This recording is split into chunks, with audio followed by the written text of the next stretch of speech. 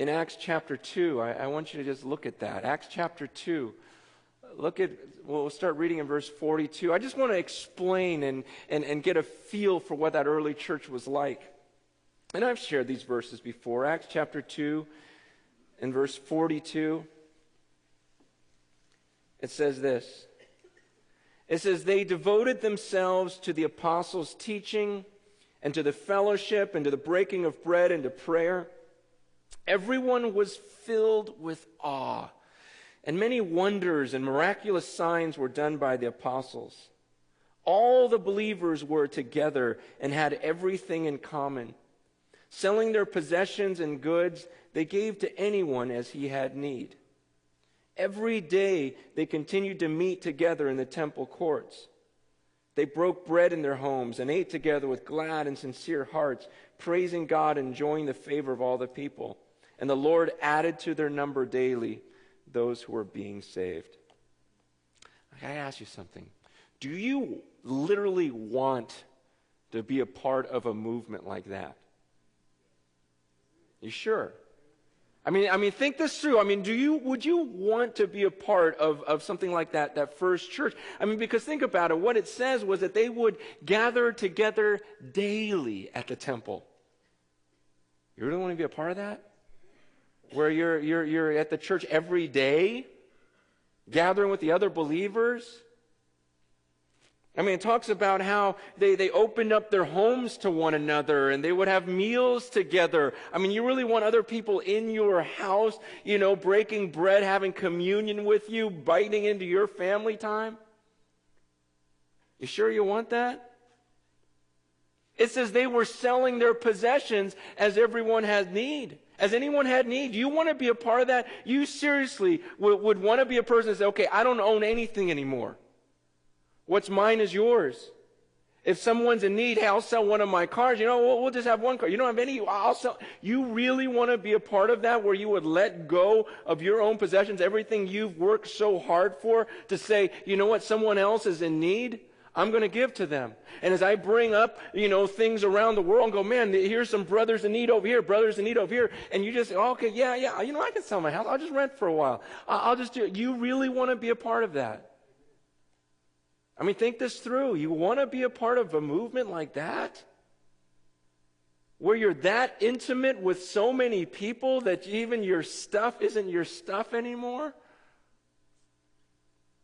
Now, some of you who don't make a lot, you go, oh yeah, I want to be a part of that.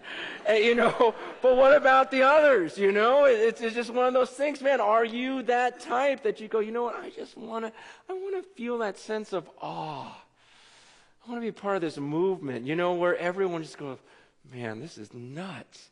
This is crazy. Everyone's so giving, and I just want to give everything I have to these people. I want to love these people. I want them in my house. I want to meet with them daily. I just want to see more and more people fall in love with this God that I love. I mean, when you read about that early church, they were absolutely consumed with God.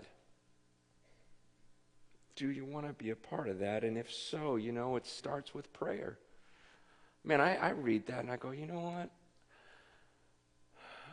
I'm kind of bored with American church. I want it all. I want everything the Bible has to offer. I want everything that the Holy Spirit has to offer. Everything the church was meant to be. I want to be a part of something like that. And yet, when you look at the book, you go, well, it started with a ton of prayer for a movement of God like that video said, history is silent. Or what did it say? Silent about revivals that it didn't start with, whatever. You guys read it. You know what I'm talking about. That was a good quote, whatever it was. And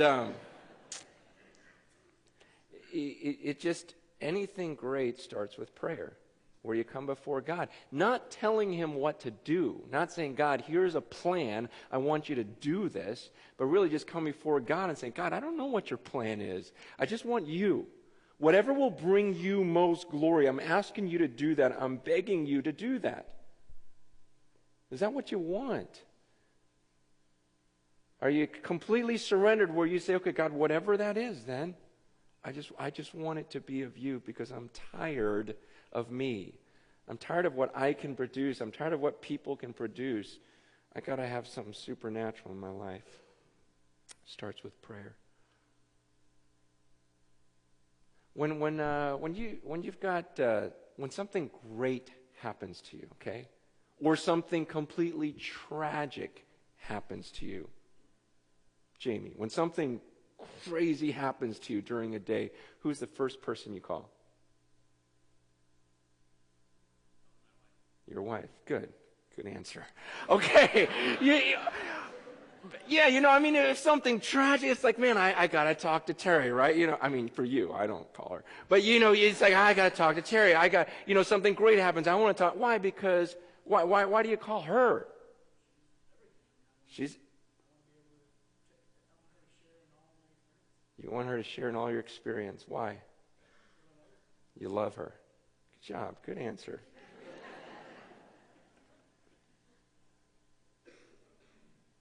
In James chapter 5, the